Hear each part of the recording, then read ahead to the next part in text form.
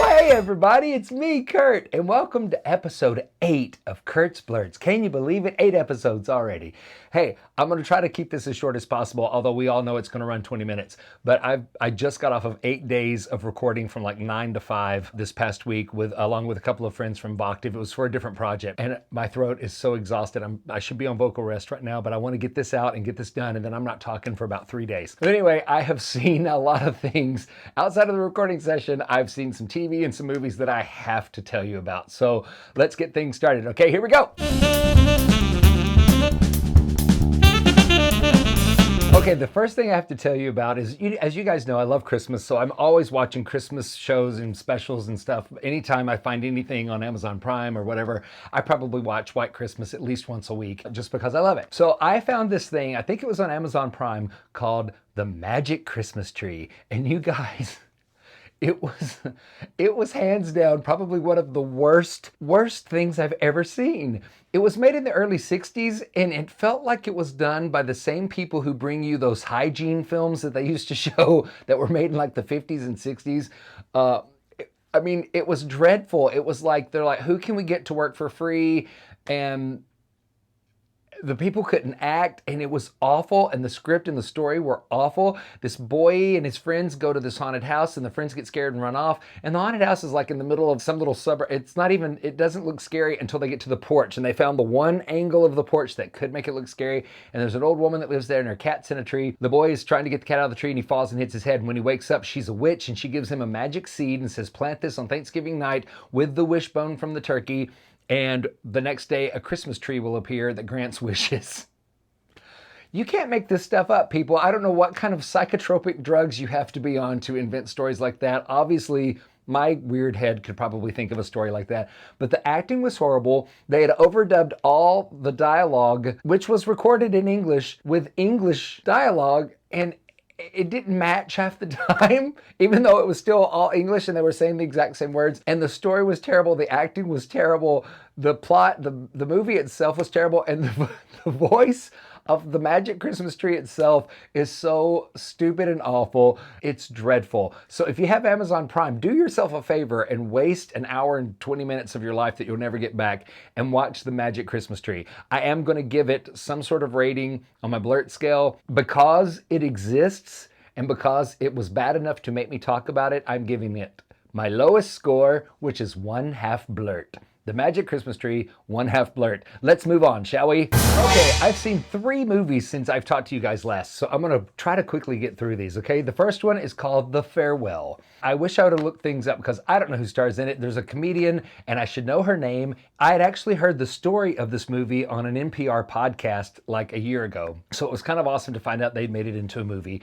And it's about a Chinese girl and her mother and father who live in America, live in New York, and all their family the rest of the family still lives in China. They find out from an aunt that the father of this family in New York, his mother has cancer, but they didn't tell the mother. They didn't tell grandma. I think they call her Nai in the movie. They don't tell her she has cancer. The doctor says she has 3 months to live, so the family decides not to tell her. To not raise her suspicions, they decide to throw a wedding for one of the kids of the family and his girlfriend that he'd been dating for like 3 months. But they all go to China and they all hang out with grandma. It feels almost like a documentary because the acting was just so real and the settings were so real, and it gives you such a great glimpse into what I visualize Chinese culture and a normal Chinese family would be like, and just the daily life and all that kind of stuff. And it takes place over the course of 4 days, and it's not a fast-moving thing at all, but it's a very sweet relationship between the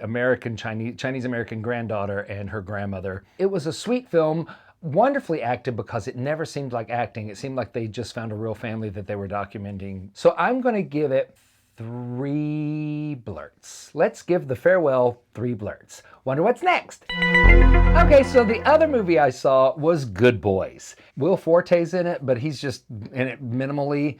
The only person that I recognized there were 3 boys, and one of the boys was on Last Man on Earth with Will Forte.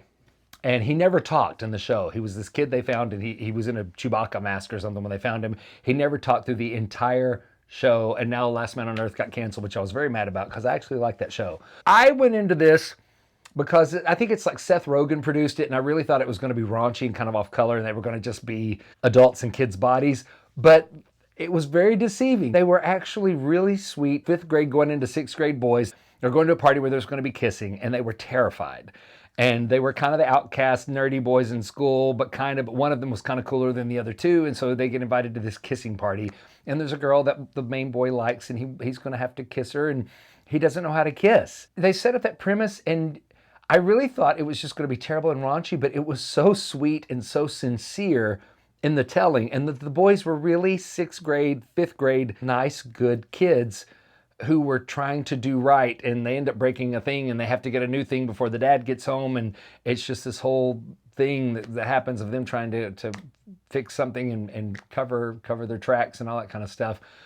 But it also deals with when you're kids and you have best friends, how you think they're going to be your best friends for life, and when the moment comes that you finally are told or realize that, oh, we are going to grow apart, and these may not be my best friends for the rest of my life, and how heartbreaking that is.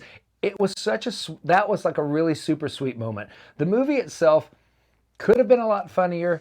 The audience giggled a lot. There were a lot of giggles throughout the movie, but there weren't like busting out loud laughing moments. And the storyline was good, but not great. The acting was wonderful because it was so sincerely sweet, which was very deceiving to me. I will give it 2.5 blurts. We're going to give Good Boys 2.5 blurts. Wonder what's next? Okay, hey everybody, the next film that I saw was Ready or Not. Okay, I saw the preview for this movie, and I thought, this looks really intriguing and interesting, but it's set in the horror, gore genre, and normally I'm not real big on those, but it looked intriguing. This movie, I think, has been one of my favorite movies. Other than Yesterday, I really liked the movie Yesterday. This is right up there with one of my top, and Aladdin, I liked Aladdin too. But this is right up there, but you have to be, I'm warning you now, it is gory, gory, gory. It is a very dark comedy. I didn't know anybody except for Andie MacDowell. She's in it. She plays the mother. And the whole premise of the thing is a guy gets married. He's a rich guy, and he's sort of been ostracized from his family, but he comes home for the wedding because he has to. And the family is sort of like the Milton Bradley Games family. They have an empire built on board games. And so they live in this huge mansion, and he brings her home. And tradition is at midnight, the family is required to play a game with anybody becoming a new member of the family, anybody marrying in. They have to play against the person that's being married into the family. And if the person being married into the family wins the game, if they can last to sunrise, then they win and they get to stay in the family.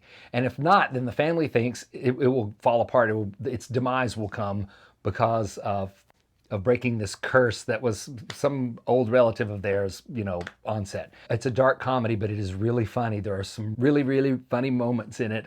I laughed a lot, and I was appalled a lot by some of the gore, but I just thought it was such a neat idea. And so the bride ends up picking the one card she shouldn't have picked.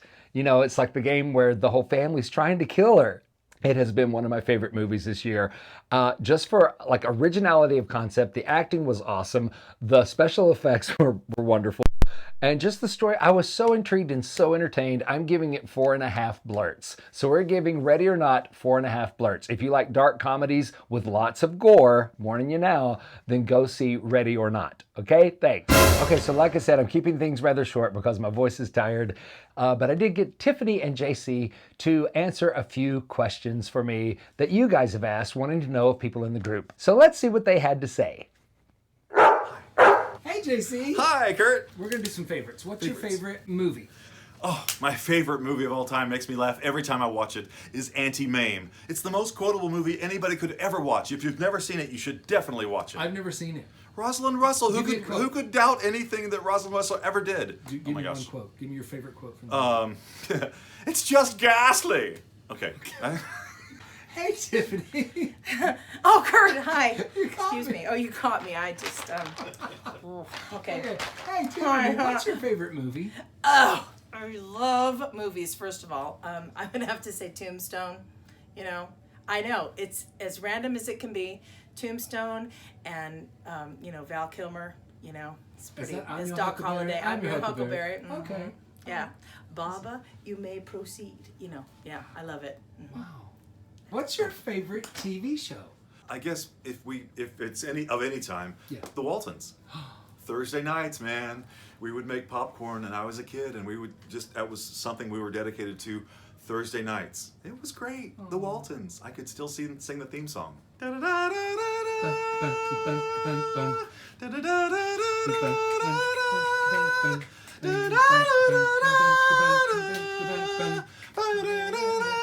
Okay, that's nice. Say goodnight, say goodnight, John Boy. Good night, Gracie. Hey, Tiffany. Oh, excuse me. How you doing? I'm good. Hey, Tiffany. Hi. What's your favorite TV show? TV show. Oh, I love TV too. It kind of depends on the era, but I would say right now my total go-to is Friends.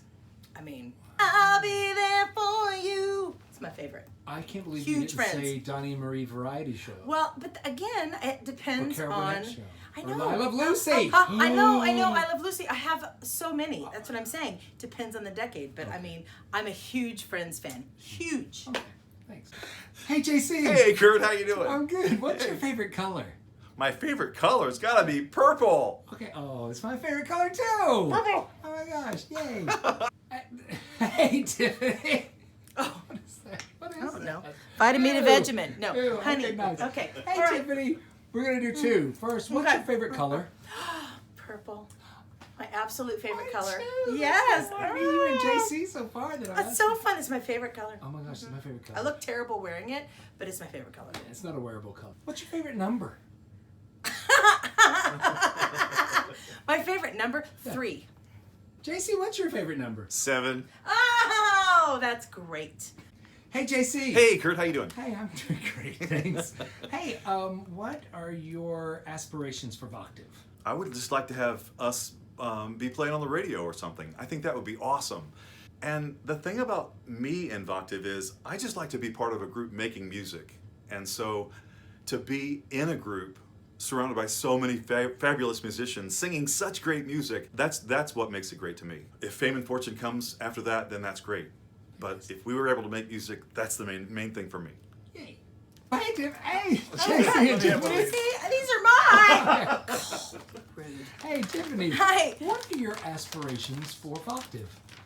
My aspirations for Voctave. Yeah. I want us to travel the world. It's my favorite thing is to travel, but I want us to be everywhere. I want us to be overseas. I want us to just be everywhere. I'm so proud and honored to be part of this group. So I want everybody to hear this music. And so, yeah, be on the radio and stuff, but I want to travel the world with this group. All right, say goodnight, John Boy. Good night. Good night, John Boy. Good night, Grandma. Good night, Elizabeth. Yo, shut up. Good night, Mary Ellen. Okay, you guys, thank you so much for watching. I'm sorry I don't have anything more or exciting to tell you, but I have been so busy. So thanks again. I hope the reviews are helpful. I hope you enjoyed hearing from Tiffany and from JC. And I look forward to hopefully getting another blurt out by next week. Don't hold me to that. I'm sorry I'm sort of off my schedule right now. But I promise I will have more fun and more things to tell you on the next time I decide to blurt out something, okay? So thanks for watching. Thanks for subscribing. And I will talk to you guys soon, okay? Love you all. Bye.